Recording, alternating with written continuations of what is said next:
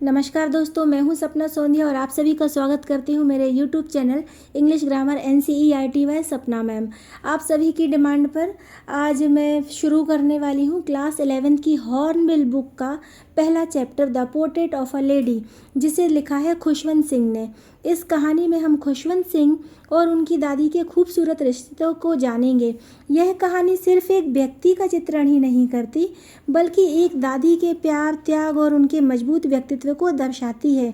हम इस चैप्टर को पूरी तरह से समझेंगे, इसके हर पहलू पर बात करेंगे और एग्ज़ाम के लिए ज़रूरी जो सवाल हैं उन पर भी ध्यान देंगे। तो चलिए शुरू करते हैं यह खूबसूरत सा सफ़र, the portrait of a lady. जो खुशवंत सिंह है अपनी दादी के बारे में बात करते हुए कहते हैं कि मेरी दादी भी वैसी ही दादी थी जैसी सब लोगों की दादी हुआ करती हैं। यह कहानी खुशवंत सिंह ने अपनी दादी के साथ अपने खूबसूरत और गहरे रिश्ते पर लिखी है। कहानी में 3 अलग अलग पड़ाव आएंगे जो उनके रिश्ते में आए बदलाव को भी दर्शाते हैं। जैसे कि पहला चरण जब शुरू होता है तो हम इसमें बताते हैं उनके जो गांव का जीवन होता है कि गांव में वह किस तरह से अपनी दादी के साथ रहा करते थे। खुशवंत सिंह अपनी दादी के साथ गांव में रहते थे क्योंकि उनके माता पिता शहर में बसने चले गए थे। इस दौरान उनकी दादी और उनके बीच का एक बहुत मजबूत रिश्ता था। दादी का व्यक्तित्व खुशवंत सिंह बताते हैं कि उनके चेहरे पर झुर्रियाँ थीं, वह हमेशा झुककर चलती थीं। उन्हें देखकर ऐसा लगता था कि वह जवान और सुंदर नहीं रही होंगी। वह हमेशा सफ़ेद कपड़े पहनती थी, उनके हाथ में माला होती थी और वह लगातार जपती रहती थी। लेखक उन्हें शांति और संतुष्टि का प्रतीक भी कहते हैं। उनकी जो दैनिक दिनचर्या थी लगभग दादी हर सुबह लेखक को उठाती थी, उन्हें नहलाती थी, तैयार करती थी, स्कूल छोड़ने जाती थी। और फिर स्कूल एक मंदिर से जुड़ा हुआ था, तो जब लेखक कक्षा में पढ़ते थे तब दादी मंदिर में बैठकर धार्मिक किताबें पढ़ा करती थीं। स्कूल से लौटते समय वे गांव के कुत्तों को बासी रोटियां भी खिलाती थीं। इस तरह से पहले जो उनका पहला ये चित्रण किया जाता है तो गांव के जीवन का, किस तरह से वो अपनी दादी के साथ सुबह सोकर उठते थे, फिर वो तैयार करती थी और अपने बेटे को अपने पोते को तैयार करते करते वह अपने लिप्स को मूव करती रहती थी क्योंकि वो अपने लिप्स से प्रेयर वगैरह भी पढ़ती रहती थी। उसके बाद जो उनका इस लेसन का सेकंड पड़ाव होता है, देखिए, telling the beads of the rosary his silver locks were scatter untidily over his. मतलब क्या था कि वो जो बीट्स उनके हाथों में जो रुद्राक्ष की माला होती थी उसको हाथ में लिए और मुंह से अपनी प्रेयर को करते हुए और अपना क्या करती थी, बच्चे को तैयार करती रहती थी। तो बहुत ही सुंदर इसमें चित्रण बताया गया है कि she was beautiful, she was like the winter landscape in the mountains. मतलब वह किस तरह से थी, जिस तरह से ठंड में कभी हम एक पहाड़ी से लैंडस्केप, जो पहाड़ी से पूरा एक दृश्य देखते हैं ना, और बिल्कुल एक expense of pure white scenery जैसे होती है, और ब्रीथिंग पीस एंड कंटेंटमेंट, उस तरह से जैसे एक शांति का अनुभव होता है, खूबसूरती का अनुभव होता है। इस तरह से वो अपनी दादी के बारे में चित्रण करते हैं। और फिर और उनकी दादी उनकी बहुत अच्छी फ्रेंड भी थी। My parents left with me हर।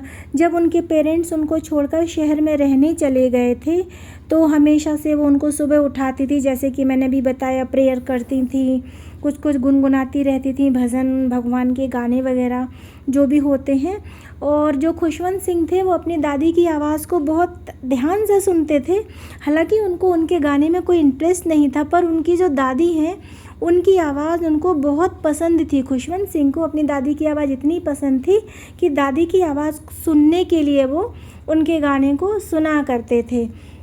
और फिर साथ ही में उनका गाना सुनते सुनते फिर वो कभी ना she never bothered to learn it, और वो मतलब कभी भी ऐसा नहीं था कि उनने ये सोचा कि चलो मेरी दादी गाना गा रही तो मैं सीखूँ, ऐसा कभी नहीं था। Then she would fetch my wooden slate, और उसी समय वो गाना गाते गाते ही उनकी स्लेट्स वगैरह तैयार करती थी, उनके बैग्स को, उनके सारे बुक्स को, सारे थिंग्स को, उनके सारे स्टफ्स को एक बंडल की तरह बांध के उनको देती थी। उसके बाद वह ब्रेकफास्ट करती थी और उसमें कुछ ज़्यादा नहीं, रोटी, मोटी मोटी सी रोटी हुआ करती थी और उस पर बड़े प्यार से वो बटर और शक्कर लगा दिया करती थी। इस तरह से फिर वो लोग स्कूल जाते थे और अपने साथ में बहुत सारी कुछ चपातियाँ भी, बासी रोटी भी दादी अपने साथ में गांव के कुत्तों को खिलाने के लिए ले जाया करती थी। और ग्रैंड मदर हमेशा स्कूल जाती थी उनके साथ में, क्योंकि स्कूल से अटैच उनका एक मंदिर भी था और वहाँ पर पुजारी the priest taught us the alphabets the morning prayer. The priest taught, जो पंडित थे वहाँ के पुजारी जी थे, तो वह वहाँ पे बाजू में मॉर्निंग प्रेयर चलती थी, अल्फ़ाबेट्स चलते थे। While due the children set the row either side of the veranda singing the alphabets of prayer in coarse.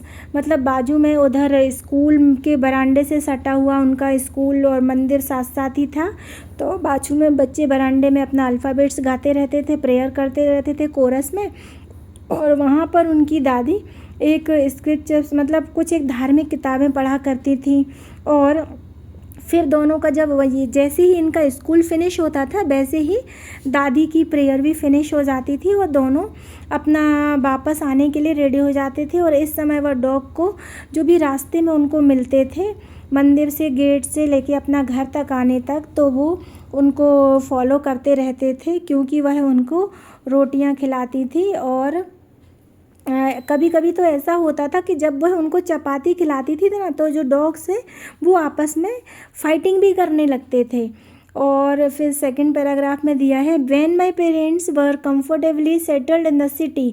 अब क्या होता है, इनका दूसरा पड़ाव आता है जब उनके पेरेंट्स सेटल हो जाते हैं सिटी में और फिर उनके रिश्ते में कुछ बदलाव आता है। तो चलिए हम देखते हैं कि क्या ऐसा बदलाव आता है, बदलता रिश्ता उनका क्या रंग लाता है, क्या होता है। तो शहर में खुशवंत सिंह एक अंग्रेजी स्कूल में जाने लगते हैं बस, और वह स्कूल बस में जाते हैं, इसलिए दादी उनके साथ नहीं जा पाती हैं, क्योंकि पहले गांव में क्या होता था, दादी उनके साथ जाती थी, उनका टिफ़िन पैक करती थी, उनको तैयार करती थी, साथ में कुछ चपाती रखती थी डॉग्स को खिलाने के लिए।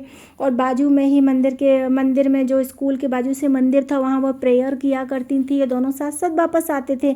अब दादी को इस बात का दुख था कि स्कूल में भगवान या धर्म के बारे में तो कुछ नहीं सिखाया जाता है, विज्ञान और संगीत पसंद उन्हें नहीं था, क्योंकि उनका मानना था कि संगीत सभ्य लोगों के लिए नहीं है, बस भिखारियों और वैश्याओं, मतलब कुछ जो अच्छी रेपुटेशन जिनकी सोसाइटी में नहीं होती है, ऐसे लोगों के लिए संगीत माना जाता है, ऐसा उनकी दादी सोचती थी। जैसे पुराने विचार के कुछ लोग होते ना, अब हमारी दादी अभी पुराने विचार की, तो वो भी उनका कहना है कि नहीं भैया, नाच गाना तुम्हारे लिए नहीं है, तुम तो पूजा पाठ करो, सभ्य सोसाइटी में हम रहते हैं, तो ये सब हमारे उसमें नहीं होता। इसी तरह से खुशवंत सिंह की दादी भी थी, उनका भी कुछ ऐसा ही सोचना था।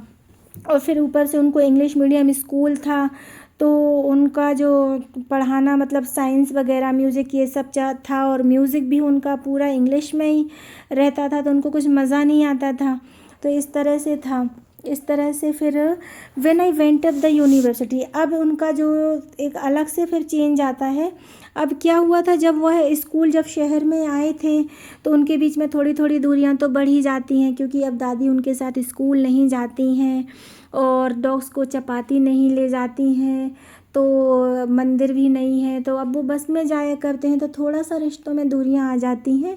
इसके बाद थोड़ा सा और चेंजेस जो आते हैं, जैसे जैसे खुशवंत सिंह बड़े हो जाते हैं, तो उनकी और दादी के बीच में दूरियां बढ़ती जाती हैं। जब वह यूनिवर्सिटी गए, तब उन्हें एक अलग कमरा मिला। अब क्या चेंजेस होता है, जब वो यूनिवर्सिटी गए तो फिर उनको अलग से रूम दे दिया गया, क्योंकि अब उनकी पढ़ाई भी थोड़ा सा हार्ड हो गई थी, है ना, और बहुत, अब उनको एक सेपरेट रूम चाहिए पड़ता था पढ़ने के लिए, और जिससे उनका रिश्ता और भी कमज़ोर हो गया, क्योंकि दादी अब अपना पूरा दिन चरखा चलाने, प्रार्थना करने में बिताती थीं। दोपहर में वह आंगन में बैठी चिड़ियाओं को रोटी के टुकड़े खिलाती थी। उनके लिए यही सबसे खूबसूरत समय होता था, क्योंकि पहले जब खुशवंत सिंह के साथ वो गाँव में जाती थी तो डॉग्स को रोटी वगैरह खिलाती जाती थी, पर अब यहाँ पे खुशवंत सिंह के साथ तो जाना था नहीं।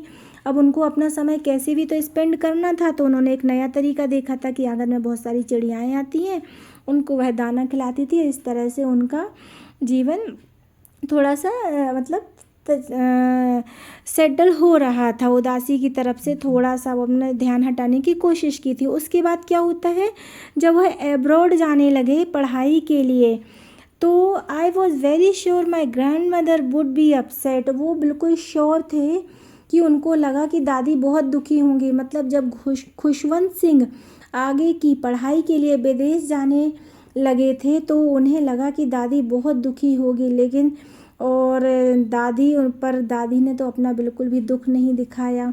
वह उन्हें रेलवे स्टेशन छोड़ने आई, उनके माथे पर आखिरी चुंबन देकर अलविदा कहा, गुड बाय कहा। लेखक को लगा शायद वह उन्हें फिर ना देख पाए। मतलब उनको ये लग रहा था कि वो 5 साल बाद जब वापस आएंगे, क्या पता दादी उनकी उम्र के जिस पड़ाव पर हैं तो जिंदा रहती भी हैं या नहीं रहती हैं। ऐसा लेखक को, खुशवंत सिंह को ऐसा मन में लग रहा था। इस तरह से 5 साल बाद इस तरह से वह चले जाते हैं। और फिर बाद में जब वो 5 साल बाद वापस आते हैं तो उन्हें दादी स्टेशन पर लेने आई। वह अभी भी उतनी ही बूढ़ी और शांत थी। खुशवंत सिंह का कहना है कि जब वो मुझे लेने आई और मैं वापस आया तो उनको देखकर मुझे ऐसा लगा कि जैसे मैं दादी को छोड़कर गया था, वह उतनी ही बूढ़ी और उतनी ही शांत है।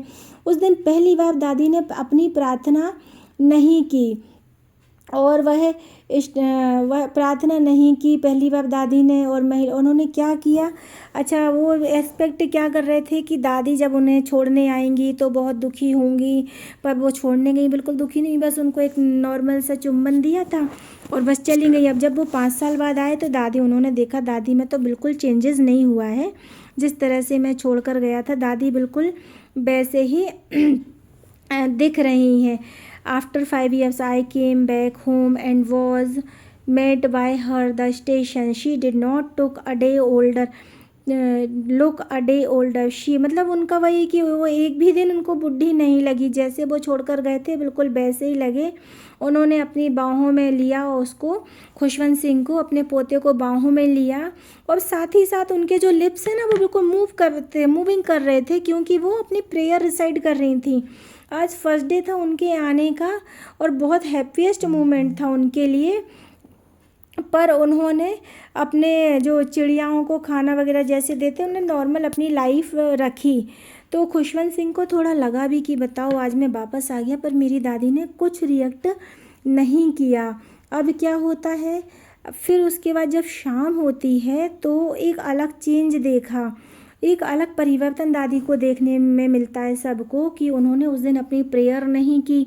उन्होंने क्या किया, जो उनके पड़ोस की बहुत सारी महिलाएं थी, उनकी उम्र की, नेबरहुड की सारी महिलाओं को इकट्ठा किया। एक बहुत पुराना सा ड्रम लिया, जो टूटा सा पुराना सा ड्रम था, उसको बहुत ज़ोर ज़ोर से बजाना और गाना शुरू किया। और कई घंटों तक उन्होंने बहुत इसको खुशी के साथ नाचा गाया और खूब बजाया। जैसे कि युद्ध में कोई सैनिक लौट कर आते हैं ना, ऐसे गीत वो गाने लगी जैसे कि कोई युद्ध से जंग जीत कर अपने घर पर आया, वॉरियर्स अपने घर पर आए हों। और इस तरह से उन्होंने अपना जो मतलब सेलिब्रेट किया अपने पोते के बारे में। And that was the first time since, मतलब उस समय वो पहला ऐसा समय था जब उन्होंने भगवान की प्रेयर नहीं की। The next morning she was taken. अब अगली सुबह क्या होता है, वह बीमार पड़ जाती हैं और डॉक्टर क्या बोलते हैं, डॉक्टर बोलते हैं कि उन्हें हल्का बुखार है। लेकिन दादी जानती थी कि अब उनका अंत समय आ गया है और वह परिवार के लोगों से उन्होंने बात करने से मना कर दिया। अपनी प्रार्थना में वह लीन हो गई। जब वह प्रार्थना कर रही थी, उनकी माला, जो रुद्राक्ष की माला वह जपा करती थी, वह रुद्राक्ष की माला हाथों से नीचे गिर गई और उनका निधन हो गया और वह उनकी डेथ हो गई। अब आगे क्या होता है कि ऐसा नहीं है कि मतलब सबको ये कहानी इधर ही ख़त्म हो जाती है। उसके बाद फिर से एक नया मोड़ आता है। फिर से एक नया मोड़ क्या आता है? फिर से नया मोड़ आता है कि उनकी मृत्यु के बाद जो वो चिड़ियाओं को खाना खिलाती थी, हज़ारों चिड़ियाएँ, जब उनकी जो बॉडी होती है दादी की, उनको बाहर निकाला जाता है। अंतिम जो यात्रा होती है उसकी तैयारी की जाती है। जो भी जो जिस धर्म में एक शव को ले जाने के लिए यात्रा होती है, इस तरह से वो तैयारी की जाती है। तो क्या होता है उस दिन, जब फ्यूनरल का अरेंजमेंट होता है, तो शाम को रूम के बाहर जैसे ही उनको ले जाया जा रहा था तो सूरज लगभग डूबने ही वाला था और हल्की हल्की रोशनी उनके उसमें बरांडे में रखा तो हल्की हल्की रोशनी रूम में आ रही थी। गोल्डन सी लाइट चमक रही थी और आंगन में ही उनको रख दिया गया। तो बरांडे में जब रूम से बाहर उनको लाकर रखा तो उनकी जो डेड बॉडी के पास में हज़ारों चिड़ियाएँ स्कैटरिंग मतलब चहचहाने उनके पास में आके बहुत सारी चिड़ियाओं का झुंड आकर बैठ गया। और जबकि उन्होंने जो चिड़िया आकर बैठी उनकी कोई भी आवाज़, एक भी उन्होंने आवाज़ नहीं निकाली और ऐसा लगा जैसे वे भी, उनकी सारी चिड़िया भी दादी के दुख में शामिल हो गईं। जब लेखक की माँ ने उन्हें, जो लेखक थे उन्होंने और लेखक की माँ ने उन्हें रोटी के टुकड़े डाले तो चिड़ियों ने उन टुकड़ों को बिल्कुल भी नहीं खाया और वह दादी के शोक में पूरी तरह से डूबी रहीं और बस थोड़ी देर वहाँ पर पास में रुकी उस डेड बॉडी के पास में और उसके बाद चुपचाप से अपना चिड़िया उड़ गई। तो यह कहानी एक दादी और पोते के पवित्र रिश्ते और प्यार की और उनकी दोस्ती की कहानी है, जिसको खुशवंत सिंह ने बहुत ही भावुक तरीके से समझाया है, जिसको पढ़कर रियली हमारा हार्ट भी बहुत इमोशनल हो जाता है।